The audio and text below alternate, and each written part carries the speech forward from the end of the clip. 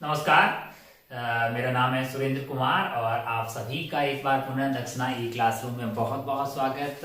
हम बातें करने वाले हैं FST 01 यानी जेईई मेंस पैटर्न का फुल सिलेबस का टेस्ट है। ये अपना टेस्ट नंबर 1। ऐसे ही आप चंद टेस्ट देंगे, देन उसके बाद आप फरवरी वाला जेईई मेंस अटेंड करने जा रहे हैं। चलिए पहले सवाल से खेला स्टार्ट करते हैं। हमारे पास सवाल नंबर 1 क्या है। एक कंडक्टिंग रॉड है जिसका लेंथ 1 kg, मास 1 kg और लेंथ 1 मीटर है। वो दो वर्टिकल वायर के बीच में फिक्स है। एक्सटर्नल मैग्नेटिक फील्ड लगा रखा है applied normal to the rod and the current passes through the rod to make the tension in the wire is 0। अगर आप आसान भाषा में सवाल को समझें तो इस रॉड पे नीचे की तरफ mg लगना चाहिए। ये रॉड ऐसे लगा रखी है। अगर मैं इसमें करंट चलाऊं I और I L क्रॉस B अगर अंदर की तरफ हो तो इसमें ऊपर की तरफ अगर फोर्स लग जाएगा F is equal to I L B, है ना। और नीचे इस पे क्या लग रहा होगा, mg लग रहा होगा।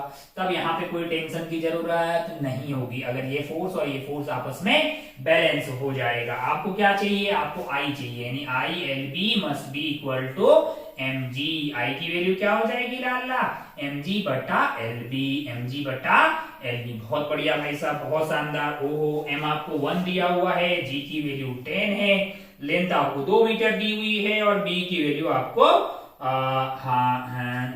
External magnetic field is 2t, यानी b की वैल्यू आपको 2 दी हुई है और लेंथ आपको 1 दी हुई है। तो इसको सॉल्व करिएगा तो ये वैल्यू आ जाएगी 5 एम्पियर। वैल्यू क्या आ जाएगी, 5 एम्पियर। तो इंटीजर टाइप का सवाल था जिसमें आपको फिल करना था 5.00 और आगे बढ़ जाते आप सवाल नंबर 2 की तरफ। तो पहला सवाल बहुत ही आसान, अगर आपका कॉन्सेप्ट क्लियर होता तो बड़ी आसानी से आप इस सवाल को सॉल्व कर पाते। चलिए क्या हो गया, पेपर पन्ना फट गया है। सवाल नंबर 2 की तरफ प्रस्थान करते हैं अपन। क्या है सवाल नंबर 2, जरा ध्यान से देखिए। ऑर्बिटल वेलोसिटी का सवाल है, लल्लू सवाल है भाई साहब। अगर आप ध्यान से देखें तो ऑर्बिटल वेलोसिटी होती है under root of gm/r। Surface पे बात करेंगे तो gm/r होता है ना। वैसे क्या होता है ऑर्बिटल वेलोसिटी, सवाल number 2। Orbital velocity is basically mass of g into mass of planet divided by r, और r वहां पे सेंटर से दूरी होती है। सरफेस पे बात करेंगे तो v एट सरफेस की बात करेंगे तो g mass of planet divided by r हो जाएगा, है ना, रेडियस के बराबर। ये काम बोल रहा है ये आइटम जो है orbital velocity circular orbit just above the surface is v0। The orbital velocity of satellite at an altitude of double of the radius of the earth है। तो ये आइटम v0 दिया हुआ है। तो बोला कि v डैश क्या होगा, कब, जब ये r की वैल्यू हाइट कितनी है double the radius of earth है। तो सेंटर से दूरी आपकी 3r हो जाएगी, है ना। यह कार्यक्रम क्या होने वाला है, ये हो गया आपका v0 बाई रूट 3 और ये लिखा हुआ है v0 divided by root n है। तो n की वैल्यू यहां से क्या आ गई आपके लिए 3 आ गई। इजी सवाल था, आप इसमें 3 फिल करके आगे बढ़ सकते थे। ये था न्यूमेरिकल नंबर 2। आइए बढ़ते हैं न्यूमेरिकल नंबर 3 में। न्यूमेरिकल नंबर 3 जो है वो है साउंड वेव का। किस पे बेस्ड है, डॉपलर इफेक्ट पे। किस पे बेस्ड है, डॉपलर इफेक्ट पे बेस्ड ये सवाल है। अगर आप ध्यान से देखिए थर्ड वाले सवाल को, क्या है सवाल आपका, ध्यान से देखिए। तो कार है, एक चल रही है 22 मीटर पर सेकेंड की रफ्तार से, 22 मीटर पर सेकेंड की रफ्तार से, और दूसरी जो है वो आपकी 16.5 की रफ्तार से, है ना, 16.5 मीटर पर सेकेंड की रफ्तार से। And driver of first car blows a horn, यानी कि यहाँ पे इसकी फ्रीक्वेंसी आपको 400 दी हुई है और आपसे पूछा था frequency head by the driver of second car is, velocity of sound आपको 340 दिया हुआ है। वेलोसिटी ऑफ साउंड इज 340 और आपको बोला इसने कितनी फ्रीक्वेंसी ऑब्जर्व की है। Frequency observe is basically velocity of sound और आपका ऑब्जर्वर पास में जा रहा है तो plus velocity of observer, velocity of sound है। इसको v लिखते हैं, इसको v लिख देते हैं। और ये जो वेलोसिटी है ये आपके सोर्स की वेलोसिटी हो गई है ना। तो सोर्स पास में जा रहा फ्रीक्वेंसी बढ़ाएगा, यानी माइनस ऑफ vs इनटू आपका फ्रीक्वेंसी ऑफ सोर्स हो जाएगा। v की वैल्यू आपको 340 दी हुई है।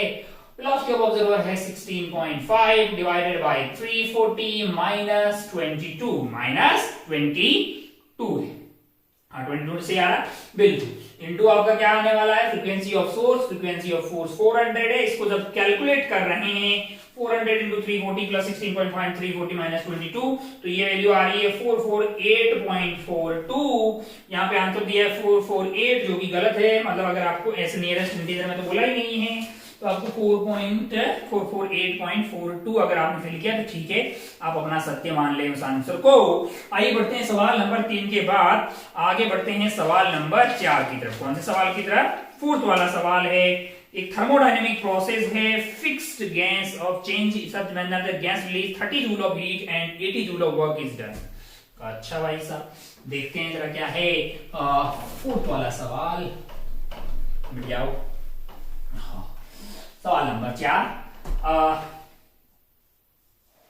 In a thermodynamic process of fixed mass of gas is changed such that the gas release 30 joule of heat है, यानी dq आपको क्या दिया हुआ है -30 joule and 80 joule of work is done on the gas, यानी कि work done by the gas की बात करेंगे तो -18 हो जाएगा, है ना, क्योंकि work done on the gas is 18 joule है।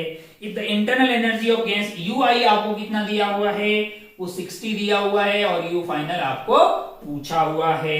Then find the internal energy, then find the initial internal energy, sorry the initial internal energy of gas जो then find the final initial energy. मैंने कहा ठीक है भैया, first तो लगा देते हैं, delta Q is equal delta U plus delta W. Delta Q आपको -30 दिया हुआ है, delta U is you final minus you initial is 60, work by the gas is -30, है ना।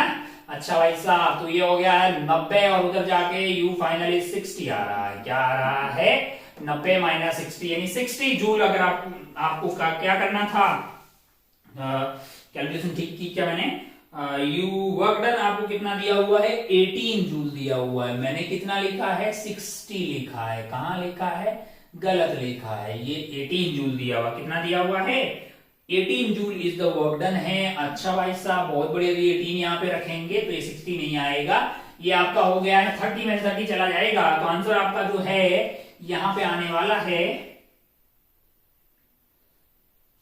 Delta internal 30 joule, heat of 18 joule, internal energy 60।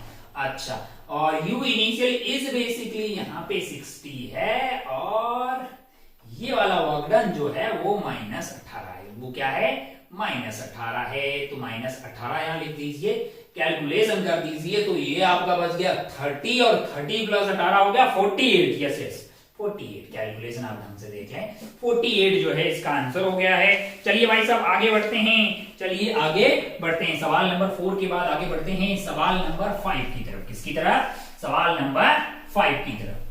चलिए देखते हैं क्या है सवाल नंबर 5। सवाल नंबर 5, अब आप ध्यान से देखिएगा, what speed ball must be projected vertically upward so that direct distance travelled in 5th second is equal to distance travelled in 6th second. ऐसा तभी हो सकता है जब ये 5वां सेकंड एंड हो, क्योंकि जितना डिस्टेंस ये इस सेकंड में कवर करेगा उतना ही हालचाल इसका यहां से यहां आने में होगा। तो ये आपका t इज इक्वल टू 0 है, ये 4 होना चाहिए, ये 5 होना चाहिए, तो t टाइम ऑफ लाइट आपका जाने में 5 सेकंड लगा है, क्योंकि ये 5 से 6 होने 1 सेकंड में जो ये डिस्टेंस कवर करेगा उतना ही ये आते हुए डिस्टेंस कवर करेगा। अब अगर आप ध्यान से देखिए तो टाइम ऑफ लाइट आपका आधा टाइम ऑफ लाइट कितना हो गया 5 हो गया, जाने में 5 तो आने में 5, तो 2u बाई g आपका कितना आ गया 10 आ गया है। तो आपको क्या निकालना है, u निकालना है, क्या g is 10 is equal to 10 है। हाँ तो u की वैल्यू तो 50 आ गई, निकालना क्या है भैया, और g की वैल्यू सवाल में 9.8 दी है, क्या दी है 9.8 दी गई है। तो यहां से u की वैल्यू क्या आ जाएगी, ये तो 5 हो गया है, 9.8 इंटू 5 है। u की वैल्यू अगर आपको 9.8 दी है तब आपका आंसर अलग आएगा, 10 दी है तब आपका आंसर अलग आएगा। सवाल में 9.8 दी है और 40 से 4 936, यानी कि ये आपका आ गया है 45 और 4 27 और 4 हो गए 49। क्या आ गया है 49 आपका आंसर हो जाएगा इसका, 49 मीटर पर सेकंड। कैलकुलेशन करनी है बस, u की वैल्यू निकालनी है आपको। टाइम ऑफ लाइट आपका जाने में 5 सेकंड, तो आने की 5 सेकंड, टोटल हो गए 10। 2u by g is the time period that is equal to 10 second. तो यहां से सॉल्व करके ये आ गया, बस आपने g की वैल्यू 9.8 लेने की, क्योंकि आप 10 लोगे तो 49 की जगह 50 आ जाएगा, है ना। सवाल में दिया हुआ था कि u g is equal to 9.8 metre पर सेकेंड। चलिए आगे बढ़ते हैं सवाल नंबर 5 के बाद में अगला वाला सवाल नंबर 6 की तरफ। देखिए क्या है सवाल नंबर 6, जाओ भैया। सवाल number 6, number of waves in a glass plate of thickness 4 cm is same as 5 cm of vertical column of water of refractive index 4/3, then the refractive index of the glass is। number of waves in a glass plate of thickness 4 cm में उतनी है, 4 centimetre वाले में उतनी ही है, मतलब lambda glass मान लीजिए, 5 centimetre vertical column of water है, यानी लेमडा इन वाटर है और ये 5 सेंटीमीटर का है, दोनों में नंबर ऑफ, अच्छा ठीक, बहुत बढ़िया। नंबर तो क्या होगा, इतनी जो एक का लेमडा ये और टोटल लेंथ ये है, तो 4 upon lambda in glass must be equal to 5 upon lambda in water.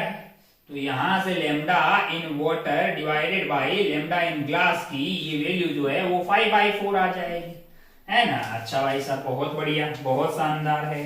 ओ हो, आपसे क्या पूछा गया है, then the refractive index of water is 4 cm water of refractive index 4/3, then refractive index of glass is। अगर आप ध्यान से देखें तो म्यू ऑफ वाटर आपको दिया हुआ है, दोनों में क्या सेम होना चाहिए, दोनों में फ्रीक्वेंसी सेम होनी चाहिए, यानी F is equal to V by lambda, और V आपका होता है C बाई म्यू, तो म्यू बाई लेमडा यानी कि म्यू1 lambda 1 mu of glass into lambda of glass must be equal to mu of water into lambda of water. तो lambda of water divided by lambda of glass जो है, lambda of water divided by lambda of glass is mu of glass divided by mu of water, है ना।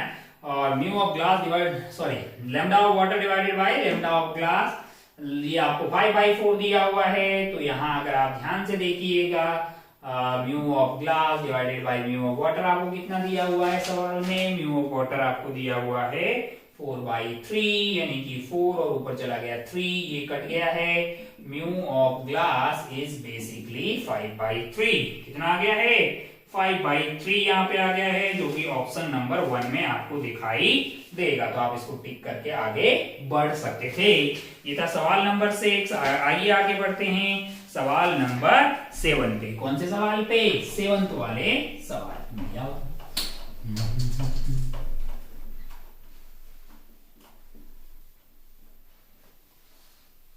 क्या है सवाल number 7, जरा ध्यान से देखिए।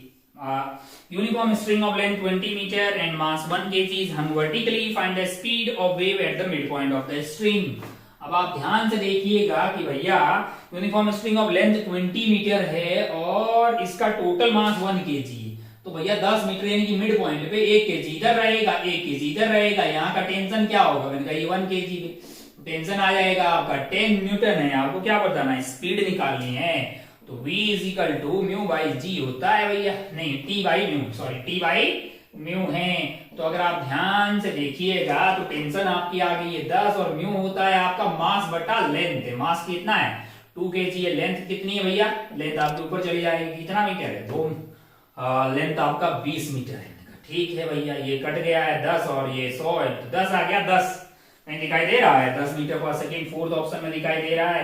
आप इसको फिल करके आगे बढ़ सकते थे, लल्लू सवाल था। आइए आगे बढ़ते हैं सवाल नंबर 8 पे। कौन से सवाल पे, सवाल नंबर 8 पे, जो कि वेव ऑप्टिक्स का सवाल है। किसका सवाल है, वेव ऑप्टिक्स का सवाल है। मैक्सिमाज मैच होते हुए दिखाई देंगे आपको, तो आपको पता करना है कि मिनिमम लेंथ क्या है।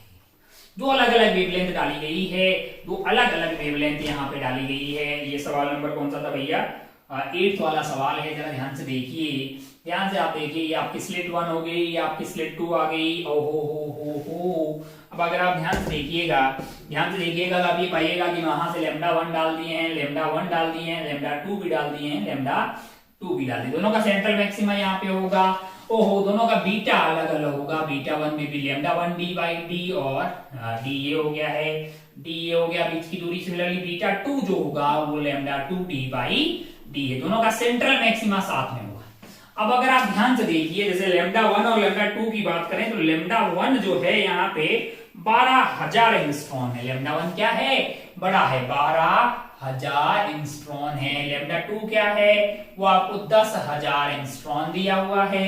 अगर आप ध्यान से देखिएगा तो बीटा सेम नहीं है, तो फर्स्ट मैक्सिमा मैच होने वाला, दोनों का मैच होने वाला नहीं है, क्योंकि एक पहले सेंटर मैक्सिमा से फर्स्ट मैक्सिमा की दूरी तो फ्रिंज विड्थ के बराबर होती है और फ्रिंज विड्थ सबकी अलग अलग आएगी। मैंने कहा भैया पहले वाले का mth इसके nth से मैच हो जाए, तो m इंटू बीटा 1 जो है, एक की दूरी बीटा 1 होगी, तो m into beta 1 must be equal to n into beta 2 है। तो अगर आप ध्यान से देखिएगा तो बीटा 1 बाई बीटा 2 की अगर अपन बात करें तो वो आपके लिए हो जाएगी यहाँ पे n बाई m है। और बीटा क्या होता है अगर आप ध्यान से देखिए तो lambda by D, beta is equal to lambda D by D, तो रेशियो लेंगे तो ये कट जाएगा, यानी कि ये लैम्डा 1 डिवाइडेड बाई लैम्डा 2 के बराबर आएगा, और ये आपका हो जाएगा 12,000 बटा 10,000 यानी कि 6/5। यानी कि अगर आपको इसका पांचवा मैक्सिमा, किसका पांचवा मैक्सिमा, पहले वाले का पांचवा मैक्सिमा दूसरे वाले के छठवें मैक्सिमा से मैच होगा, और ये सेंट्रल मैक्सिमा के बाद ऐसा पहली बार होगा कि दोनों का मैक्सिमा एक ही बिंदु पे बनता हुआ दिखाई दे रहा। फिर दोबारा कब होगा, मैंने कहा ये रेशियो आपका 6/5 होना चाहिए, और n और m इंटीजर हो सकते हैं, पॉजिटिव इंटीजर हो सकते हैं। तो अगर आप ध्यान से देखिएगा n और m जो है वो आपके नंबर्स हो सकते हैं 1 2 3 4 ऐसे ही, क्योंकि भाई फ्रिंज विड्थ तो न्यूमेरिक नेचुरल नंबर ही होगा। मतलब अगर आप ध्यान, नेक्स्ट जो पॉसिबल केस है वो है 12/10 है ना, इसका 10th वाला उसके 12th वाले से मैच होगा, और दोनों के ब्राइट एक ही पॉइंट पे बनने वाले हैं। तो आपको मिनिमम दूरी पूछी गई है, मिनिमम दूरी के लिए आपको क्या करना है, आपके लिए m की वैल्यू 5 हो जाएगी और n की वैल्यू 6 होगी। अगर m की वैल्यू 5 हो गई है, m की वैल्यू 5 हो गई है, m की वैल्यू 5 हो गई है, अच्छा भाई साहब बहुत बढ़िया, बहुत शानदार। अगर आप ध्यान, n की वैल्यू 6 हो गई और m की वैल्यू 5 हो गई है, अगर आप ध्यान से देखिए जैसे n की बात करें, n की वैल्यू 6 हो गई, दूरी क्या हो जाएगी, दूरी आपकी क्या हो जाएगी, n की वैल्यू जब 6 हो जाएगी तो 6 इंटू बीटा 2 हो जाएगी। क्या हो जाएगी, 6 इंटू बीटा 2 या फिर 5 इंटू बीटा 1 है ना।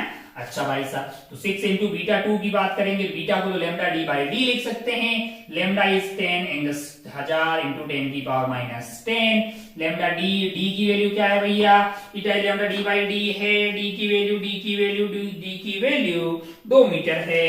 कितना है, 2 मीटर है, डिवाइडेड बाई ये है 2 mm, यानी 2 इंटू 10 की पावर माइनस 3। यहां से ये कट गया है, ये आपका हो गया है 10 की पावर माइनस 7।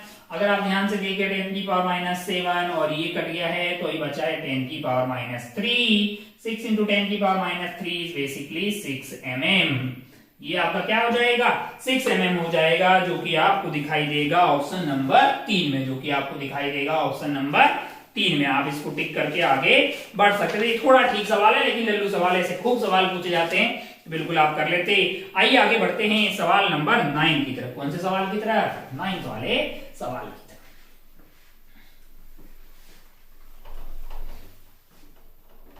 मिट जाओ लाला।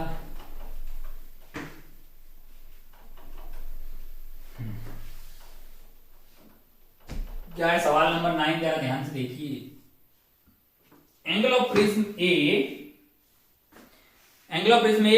one of its refracting surface is silvered. Light rays falling at the angle of 2a on the first surface returns back through the same path after suffering reflection at the silvered surface. Refractive index पूछा गया है, लल्लू सवाल है, जरा ध्यान से देखिए। इस तरह का एक प्रिज्म है, इस तरह का क्या है, एक प्रिज्म है जिसकी एक साइड को सिल्वरिंग किया गया है। अच्छा भाई साहब बहुत बढ़िया। और इधर से आपके पास लाइट रेज आ रही है, यहाँ पे टकरा रही है, और आपसे बोला गया कि वापस चली जा रही है, इस पर टपक आ गई। इसका मतलब ये इसके 90 डिग्री पे होना चाहिए, यानी कि R2 की वैल्यू होगी है 0 और R1 प्लस R2 की वैल्यू होती है A के बराबर। ये हो गया A, इसका मतलब R1 की वैल्यू भी हो गई है A, और ये आ रहा है 2A पे। ये μ1 हो गया, ये म्यू निकालना, नेचुरल लगा लो भाई। 1 into sine 2A must be equal to mu prism into sine A। Sine 2A को लिख दीजिए 2 sine A cos A is equal to mu sine A।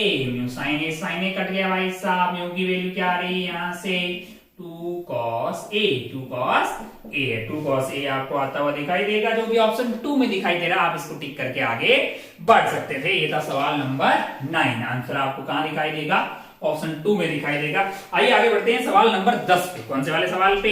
10th वाले सवाल पे। चलिए उड़ाते हैं इसको। टक टक टक टक टक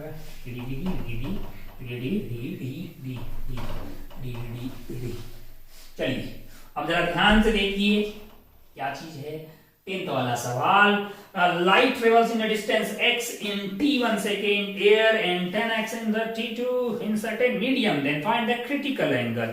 अच्छा भाई साहब, ओ ये होता है v इंटू टी। तो कौन से वाले पे है? मैंने कहा mu by 1 into time t1 लगा है, 10x लगा है, c by mu 2 into time t2।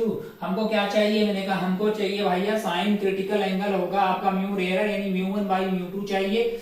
Mu 1 यहां से मिल जाएगा लाला ct1 बाई x है, और म्यू 2 यहां से मिल जाएगा ct डिवाइडेड बाई 10x है। x ने x की बत्तियां गुल की, c ने c की बत्तियां गुल की, 10 t1 by t2। Theta critical is equal to sine inverse of 10 t1 divided by t2। हाथी लल्लू सवाल है। देखिए ऐसा कौन से ऑप्शन में दिखाई दे रहा है आपको? 10 inverse of sine inverse of 10 t1 divided by t2, ये आपको ऑप्शन 2 में दिखाई देगा। ये आगे बढ़ते हैं सवाल नंबर 11 की तरफ। कौन से सवाल की तरफ? सवाल नंबर 11 की तरफ। जरा ध्यान से देखिए क्या है सवाल नंबर 11। मिट जाओ लाला। हा हा हा।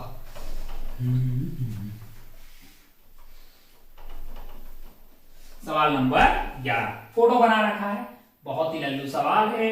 अब अगर आप ध्यान से देखिए, आप बोले तो आपकी आत्मा की शांति के लिए फोटो बना लेते हैं पहले।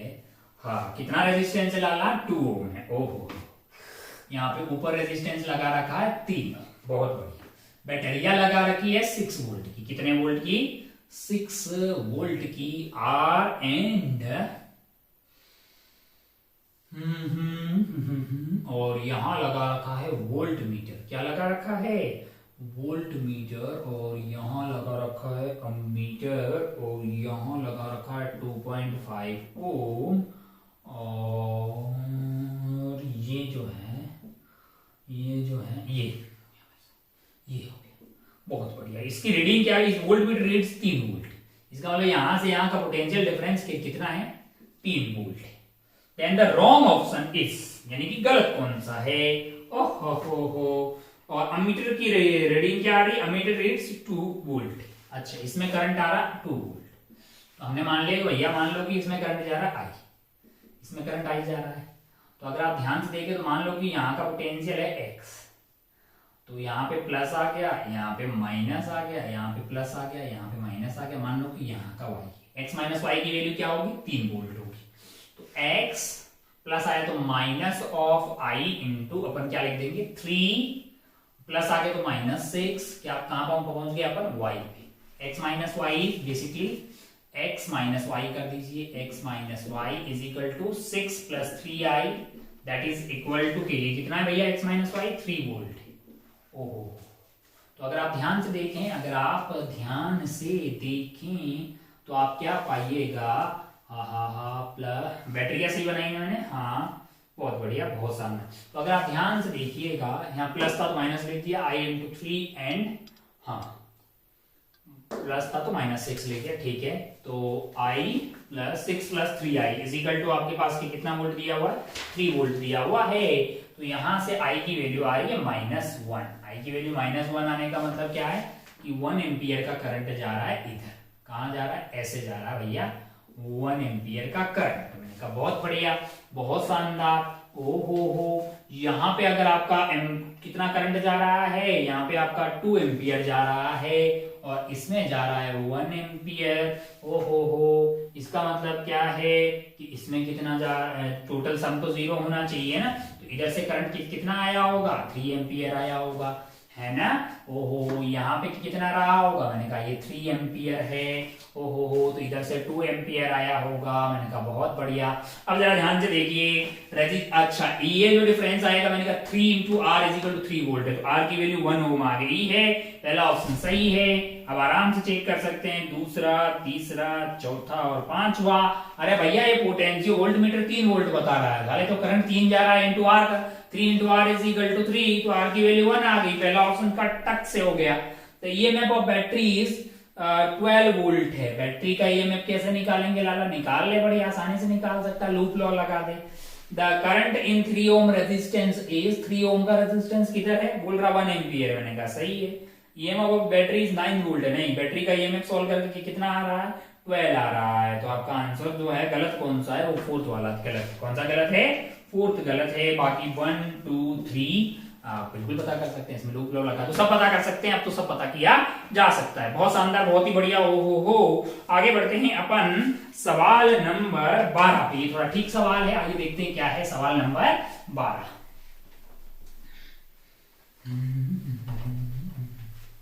सवाल नंबर 12, सवाल नंबर 12, सवाल नंबर 12, सवाल नंबर 12 अगर आप ध्यान से देखिएगा, a point charge q1 is placed inside a neutral conducting cell of resistance R by 2 from the cell, another point charge of q2 is placed as √2। देखिए भैया यहाँ पे एक सेल है, मैंने कहा बहुत बढ़िया, सेंटर से R/2 की दूरी पे यहाँ पे एक चार्ज रखा हुआ है q1, मैंने कहा बहुत बढ़िया। और यहां से अगर आप ध्यान से देखिएगा √7R/2 की दूरी पे एक चार्ज रखा हुआ है q2।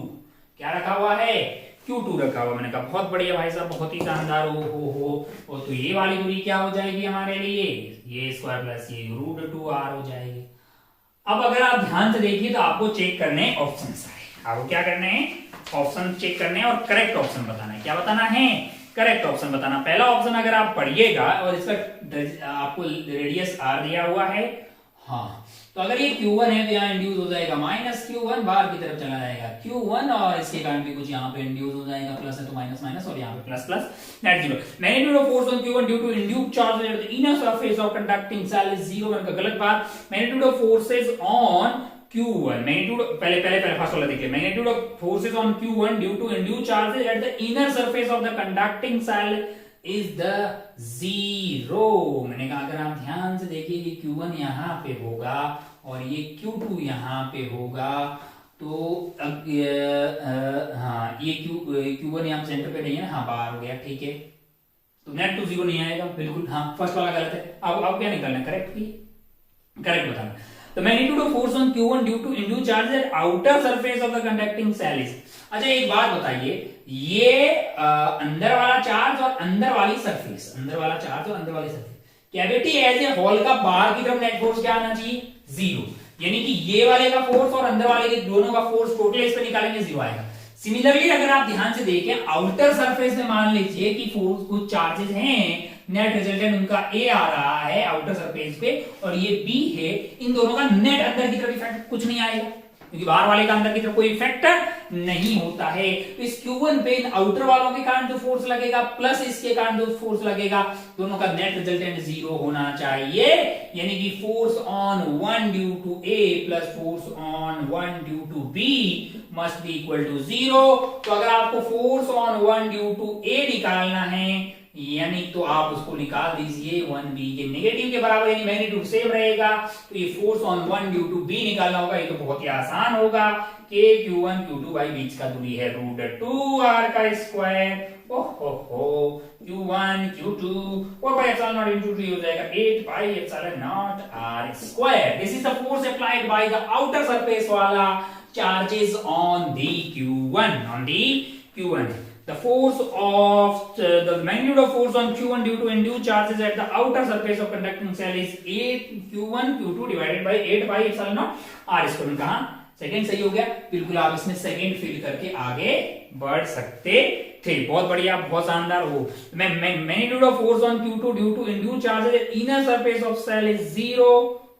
magnitude of force on q2 due to induced charges at inner surface, मैंने कहा नहीं इसके कारण भी होगा, इसके कारण भी होगा, दोनों का सम यहाँ पे 0 होगा।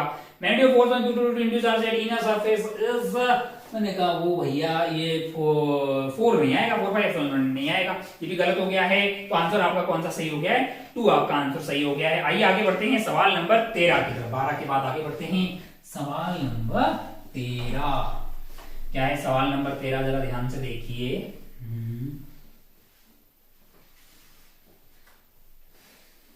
सवाल नंबर 13,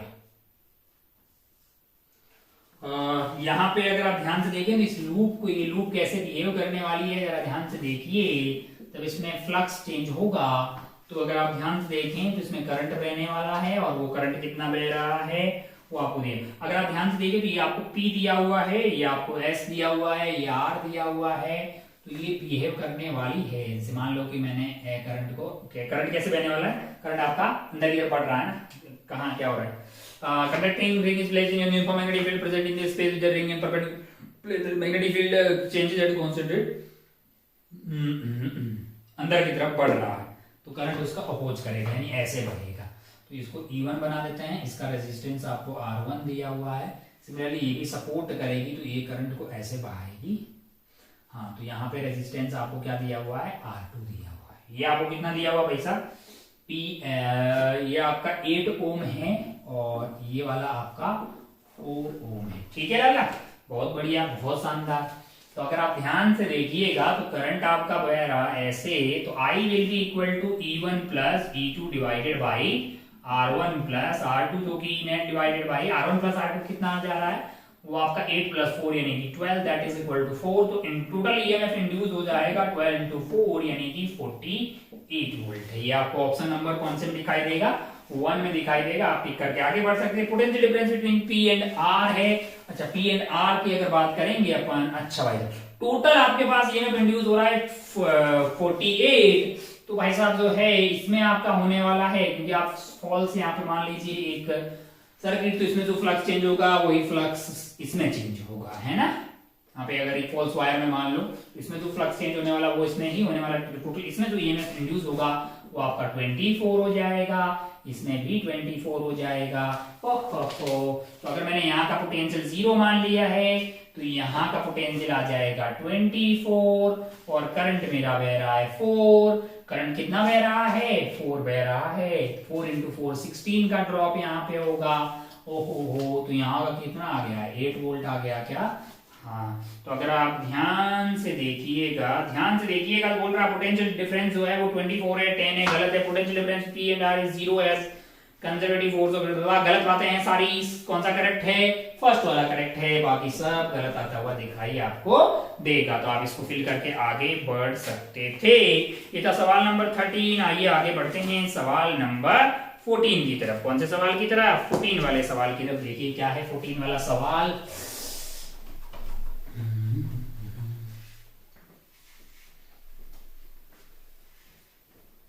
सवाल नंबर 14 क्या है, जरा ध्यान से देखिए।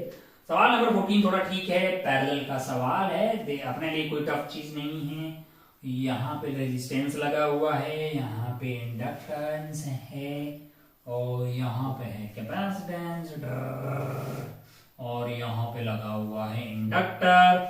इसका एक्सेल आपको 100 दिया हुआ है। अगर आप ध्यान से देखिएगा तो आप पाइएगा कि ये आपको 100 ओम दिया हो। मैं जानता हूं कि ये मेरे लिए रियल एक्सिस होती है, ये इमेजिनरी एक्सिस होती है, आयोटा एंड माइनस आयोटा। तो ये है 100 ओम, इसको मैंने लिख दिया 100 आयोटा। और ये हो 50 ओम है, इसको मैंने 50 आयोटा लिख दिया है। ओहो हो, और ये मेरे लिए 100 आयोटा हो गया है और ये रियल है तो 100 हो गया। ये पैरेलल में है तो आर इक्विवेलेंट आपके लिए क्या आने वाला है इन दोनों का, R1 R2 upon R1 plus R2। तो ये आ जाएगा आपका 100 iota into minus of 50 iota divided by 100 और माइनस 50 घटाएंगे तो 50 आयोटा आ गया। ऊपर आ गया है आपका 5000 आयोटा का स्क्वायर माइनस 5000 आयोटा का स्क्वायर, खुद ही -1 हो गया तो 5000 बटा 50 हो गया है, यानी 100 डिवाइडेड बाई आयोटा हो गया। ऊपर नीचे आयोटा से मल्टीप्लाई कर दीजिएगा तो ये हो जाएगा -100 आयोटा। -100 आयोटा ऊपर और नीचे अगर आयोटा से मल्टीप्लाई करेंगे तो ये -100 आयोटा हो गया। मैंने कहा बहुत शानदार। हो और ये जो पूरा है ये -100 आयोटा प्लस आपका जो है इस पूरे को आपने क्या मान लिया है -100 आयोटा और 100 आयोटा खत्म हो जाएगा तो जेड आपके पास क्या बचने वाला है 100 प्लस 100 आयोटा प्लस और माइनस 100 आयोटा, यानी कि सिर्फ और सिर्फ इसमें 100 ओम यानी कि रिएक्टिव बन जाएगा। सर्किट है रेजोनेंस में, सर्किट किसमें है रेजोनेंस में है। पावर फैक्टर मैंने कहा इस बार पावर फैक्टर तो भैया आपका 1 हो गया है, गलत बात है। रिएक्टेंस ऑफ द सर्किट नहीं, जेड दिया हुआ है यानी इंपीडेंस आपका 100 हो जाएगा। Circuit is not in the state of resonance, मैंने कहा है बे सर्किट तो रेजोनेंस में ही है। और पावर पूछा है, पावर होती है आपके पास IRMS into ERMS into R by Z, और E R M S divided by I R M S को जेड लिख सकते हो, आई आर एम एस को ई आर एम एस को आई आर एम एस को E R M S by Z लिख सकते हैं। तो ये ई आर एम एस का स्क्वायर पाई जेड हो जाएगा इंटू आर, तो ये जेड स्क्वायर हो जाएगा। ये 100√2 दिया हुआ है, बैटरी 100√2 एंड सो ऑन है, तो आरएमएस निकालना होगा, √2 से डिवाइड करेंगे 100 आ जाएगा। तो ये 100 का square into 100 divided by Z है। अब जेड आपका खुद ही 100 बचा है, तो 100 का स्क्वायर आ गया, कट गया भाई साहब, बचा क्या है 100 वाट आपका आंसर हो जाएगा, जो कि ऑप्शन 4 में आपको दिखाई दे रहा है। आप इसको सॉल्व करके आगे बढ़ सकते थे। आइए बढ़ते हैं सवाल नंबर 15 पे। कौन से वाले सवाल पे? 15 वाले सवाल पे। उड़िया वाला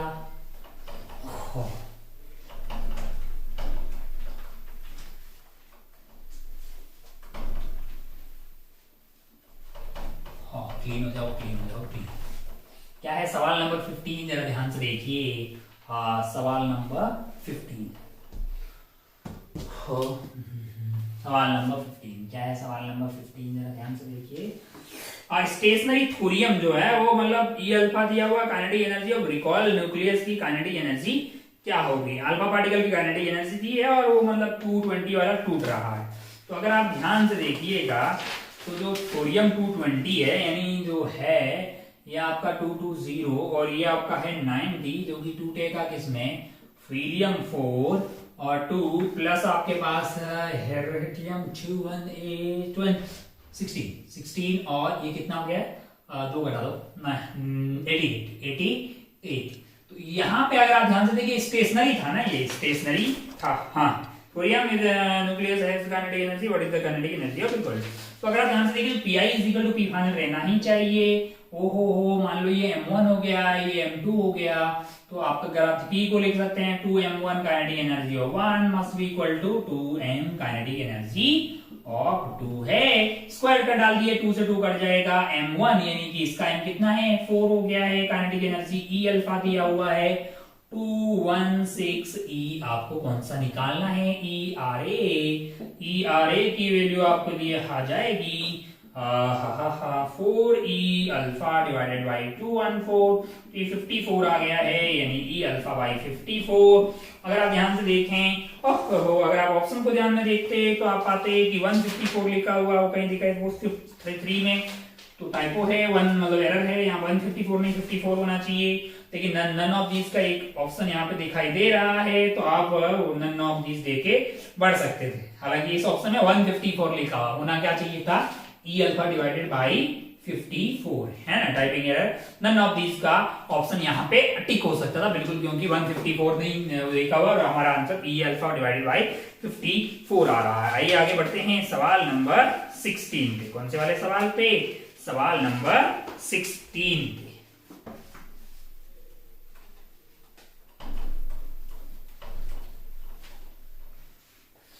चलिए आगे बढ़ते हैं। Next question number 16। Question number 16 क्या है? क्वेश्चन नंबर 16 जरा ध्यान से देखिए। With what potential electrons will be accelerated so the de Broglie wavelength becomes equals to the wavelength of second line of Balmer series of helium plus है। तो भैया 1 by lambda से लैम्डा निकाल दीजिएगा, है ना। 1 by lambda is equal to R Z square है, तो आर और हीलियम का जेड स्क्वायर 4 हो गया। 1 बाई कहां से निकालना है? 2 and second line of polymer है, हाँ 2 4, इसका स्क्वायर हो गया 16। तो ये वैल्यू आपका जेड आ गया है, यहाँ से सॉल्व करके लैम्डा आ गया है 4/3 है, और इसको अपन h बाई पी भी लिख सकते हैं। h अपॉन पी को √2m ke लिख दो, ke को इलेक्ट्रॉन है ev लिख दो, स्क्वायर कर दो लाला, ये और ये अननोन कौन है? Unknown v। सॉल्व करिए v मिल जाएगा। कितना आ रहा है? 9r square h square 32 me हो गया भाई साहब। इसमें कोई दोहराई वाली बात नहीं है, लल्लू सवाल था। आइए आगे बढ़ते हैं 16 के बाद 17 वाले पे।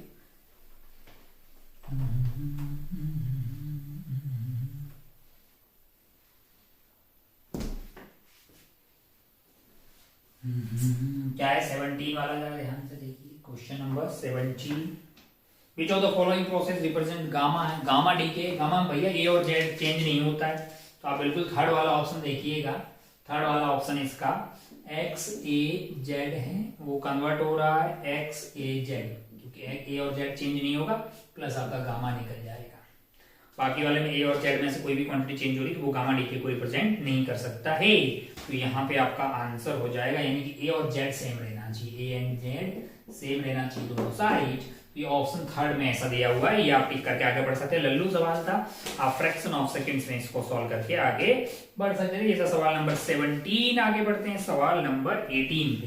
18 भी ऐसा ही लल्लू है। 18 में क्या है ना कि आपको बोला गया है कि कुछ इतने इलेक्ट्रॉन निकल रहे हैं पर सेकेंड, है ना। बोला है कि करंट क्या होगा, अरे भैया Q/T होता है करंट, तो N इंटू इलेक्ट्रॉन मतलब जो है डिवाइडेड बाई T।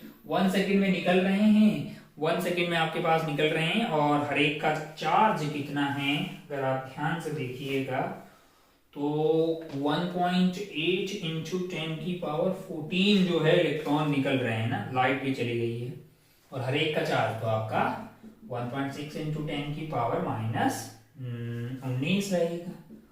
तो ये जो कार्यक्रम है अगर आप ध्यान से देखिएगा, इसको 1 से डिवाइड कर दीजिए, ये वैल्यू आपकी कितनी आ रही है 28.8 इंटू 10⁻6 एम्पियर, जो कि आ रही है 29 micro ampere, around 29 micro ampere.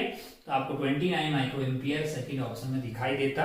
इसको टिक करके आप आगे बढ़ सकते थे। ये था सवाल नंबर 18। आइए आगे बढ़ते हैं सवाल नंबर 19 पे। लाइट को क्या हो गया है, नंबर 19 पे। 19 क्या सवाल है, एडियाबैटिक प्रोसेस है और P directly proportional to C है और डायरेक्ट हमें गैस है। बताइए C क्या होगा। लल्लू लल्लू भाई सब लल्लू, बहुत ही ज्यादा लल्लू। जरा ध्यान से देखिए क्या है। आप अपन जानते हैं कि PV की power gamma is equal to constant, ये तो होता ही है भाई साहब। और बाकी आप जानते हैं PV is equal to NRT, है ना। मुझे यहां से क्या करना है, P और T के बीच में रिश्ता निकालना है। हाँ, P एंड T के बीच। तो V को क्या मैं डाल सकता हूँ, T/P। कहां पे, यहाँ P T/P की power gamma is equal to constant. P की पावर 1 माइनस गामा, T की power gamma is equal to constant. Gamma की वैल्यू क्या हो जाएगी, F+2 डिवाइडेड बाई 2F है। F की वैल्यू आपके लिए क्या है, डायटोमिक है, तो 7/5 हो जाएगा। कितना हो जाएगा, 7/5 हो जाएगा। 7/5 यहाँ रखिएगा तो ये P की पावर -2/5 हो जाएगा, और T की power 7/5 is equal to constant हो जाएगा। तो P की power -2/5 is directly proportional to T की पावर -7/5 है ना। स्क्वायर कर लीजिए, मतलब पावर -1/5 से स्क्वायर कर दीजिए। P square is directly proportional to T की power 7। P is directly proportional to T की पावर 7/2। ये आपका C है। 7/2 आपको किसी ऑप्शन में दिखाई दे रहा है, फोर्थ ऑप्शन में दिखाई दे रहा है। टिक करके आप आगे बढ़ सकते थे। ये था सवाल नंबर 19। आइए आगे बढ़ते हैं सवाल नंबर 20 पे।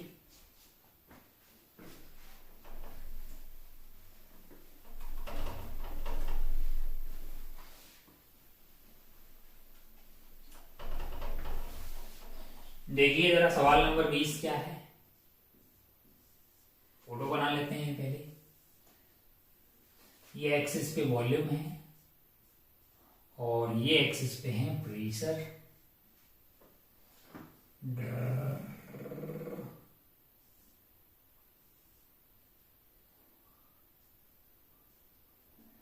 ये A B C, यहाँ पे 1 और यहाँ पे क्या है 2 है। ये आपका 10 है। चलिए आपको बोला है कि A B C A heat supply to the gas in the cycle is 5 joule. यानी पूरी साइकिल के लिए बात करें तो डेल्टा Q + 5 जूल है। डेल्टा U 0 होता है क्योंकि ये क्या है एक क्लोज लूप है। और डेल्टा W जो है वो अपने को निकाल सकते हैं। तो delta Q is equal to delta U plus delta W, यानी वर्क डन मतलब तो ये 5 जूल हो गया, ये डेल्टा U 0 हो गया। Work done from A to B, यानी ये आपका A to B plus work done B to C plus work done C to A। B to C 0 होगा, वॉल्यूम कांस्टेंट है। A to B isobaric process है। 10 into volume change कितना हुआ, pressure constant 2 - 1 यानी कि 1 है। पॉजिटिव वर्क डन आएगा क्योंकि वॉल्यूम बढ़ गई है। तो यहाँ से work done from C to A is basically 5 - 10 -5 joule हो गया। वॉल्यूम कम हो रही है क्या, हाँ C टू A वॉल्यूम कम हो रही है। नेगेटिव आएगा। -5 जूल कहाँ दिखाई दे रहा है, ऑप्शन 1 में दिखाई दे रहा है। एक करो और आगे बढ़। लल्लू सवाल, इतना लल्लू है मतलब सारे सवाल। आइए आगे बढ़ते हैं सवाल नंबर 21 पे। कौन से वाले सवाल पे? 21 वाले सवाल पे।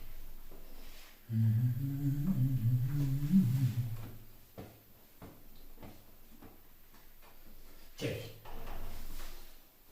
क्या है सवाल नंबर 21? सवाल नंबर 21 में P वर्सेस T कर्व दिया है। कौन सा दिया हुआ है? P versus T curve. ये P है आपका, ये आपका एक्सिस T है, और यहाँ पे दो गैसेस हैं, एक A है और एक B है। ये A है, ये B है, इसका मास m है, इसका मास 3m है। और अगर आप ध्यान से देखिएगा, कांस्टेंट वॉल्यूम पे बातें हो रही है। कहाँ हो रही है? कांस्टेंट वॉल्यूम पे। PV is equal to nRT, n की वैल्यू कैपिटल M बटा RT लिखा जा सकता है। V आपका इधर आ जाएगा, वॉल्यूम कांस्टेंट है।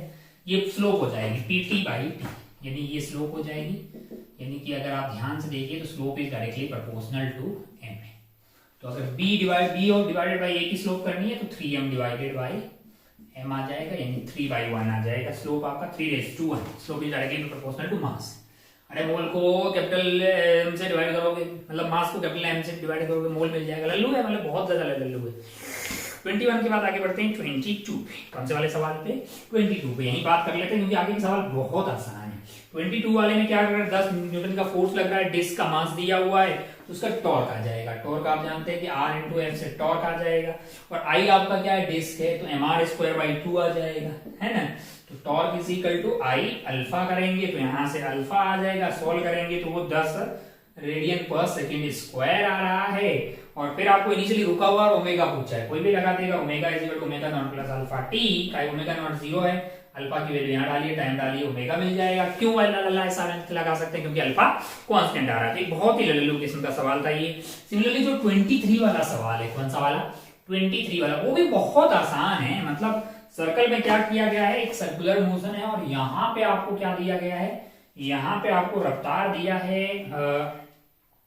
3gr। क्या दिया हुआ है? 3gr। Top most lower most point पे particle suspended from the string given a velocity this is the bottom, find the velocity at point B. ये बी कहां पे पॉइंट है भैया? बी आपका पॉइंट है यहाँ पे, यहाँ पे। मान लो बी होगी, क्या लगा देंगे? वर्क एनर्जी छोड़। कौन सी एनर्जी बढ़ी है? Potential energy. कितनी बढ़ी है? मैंने कहा mgr, हाइट आपका r है, is equal to loss in kinetic energy 1/2m। Initially आपका क्या था? 3√gr का स्क्वायर, और अभी रफ्तार v होगी, v स्क्वायर। सॉल्व करके v आ जाएगा, बात ही खत्म। अरे आगे नहीं है, जितनी पोटेंशियल एनर्जी बढ़ी है उतना काइनेटिक एनर्जी कम हुआ होगा। Half M V square minus बाद की स्पीड v होगी, हाफ एम वी स्क्वायर। इतना काइनेटिक एनर्जी कम हुआ होगा, सॉल्व करके v आ गया। इतना लल्लू सवाल था ना, मतलब पूछते हुए आपको शर्म आ रही है। आपका सवाल नंबर था 24। आइए आगे बढ़ते हैं। सवाल नंबर 24 के बाद सवाल नंबर 25 है। लास्ट एंड फाइनल सवाल है। लास्ट एंड फाइनल सवाल है, इसको थोड़ा अच्छे से मैं आपको बताता हूँ। मतलब पेपर में कोई खास दम नहीं था, बहुत ही इजी किस्म का ये पेपर है। एक दो सवाल को अगर छोड़ दें तो बाकी सारे सवाल जो है आप बिल्कुल, अगर आपने एक बार पढ़ा है तो आसानी से आप इनको सॉल्व कर सकते हैं। बाकी जो है आप मतलब जो कॉन्सेप्ट आपके वीक हैं उसको तुरंत उस पर ध्यान दीजिएगा और आप अच्छा करेंगे, इसमें कोई दो राय वाली बात नहीं है। लल्लू सवाल है यहाँ पे, अगर ध्यान से देखें तो ऐसा बना रखा है और ये हाइट आपको 5 मीटर दी हुई है। यहां से आप रिलीज कर रहे हैं। अब block of mass 2 kg suspended, यानी कि इसका मास आपका ब्लॉक है और इसका मास कितना है? 2 kg है। Is suspended from a height of 5 meter as shown in the figure, then what will be the impulse when string just become tight? से स्ट्रिंग जब जस्ट टाइट बनेगी तो कितना इंपल्स होगा? मैंने कहा जस्ट टाइट होने से पहले अगर बात करें तो इसकी रफ्तार होगी नीचे की तरफ। मैंने कहा हाँ कितनी? मैंने कहा 2gh under root of 2gh, g की वैल्यू 10 होगी और h की वैल्यू 5 है। ओहो, यानी 10 मीटर पर सेकेंड की रफ्तार से। फिर क्या होगा? फिर मैंने कहा ये ऐसा हो जाएगा और इसकी रफ्तार हो जाएगी 0। ऐसा किसने किया होगा? मैंने कहा टेंशन ने ऊपर की तरफ लगाया होगा इंपल्स, है ना, ऊपर की तरफ लगाया होगा t dt का ये इंपल्स ऊपर की तरफ। That must be equal to p final minus p initial, ये डेल्टा p के बराबर आना चाहिए। अगर आप ध्यान से देखें तो बाद में इसकी रफ्तार 0 हो जाएगी तो p फाइनल आपका 0 हो जाएगा। p इनिशियल जो है वो आपको निकालना है। अगर मैंने ऊपर की डायरेक्शन को पॉजिटिव मान लिया है, ऊपर की डायरेक्शन आपकी पॉजिटिव हो गई, मान लो ऊपर की डायरेक्शन, तो ये पॉजिटिव हो गया है, तो ये -0 माइनस माइनस ऑफ क्या आने वाला है? m into v, m into v. V कितना आया था अपना? जस्ट उससे पहले 1, तो ये m कितना था इसका? 2 kg, 2 into 10, 20 आ जाएगा। 20 न्यूटन सेकेंड्स आपको कहीं दिखाई दे रहा है? बिल्कुल, ये आपको दिखाई देगा ऑप्शन नंबर 3 में। आप इसको 3 टिक करते पढ़ सकते थे। इतना इंपल्स आपके पास ऊपर टेंशन का लगेगा, जिससे कि ये ब्लॉक 2 kg का सडनली रेस्ट में आ जाएगा।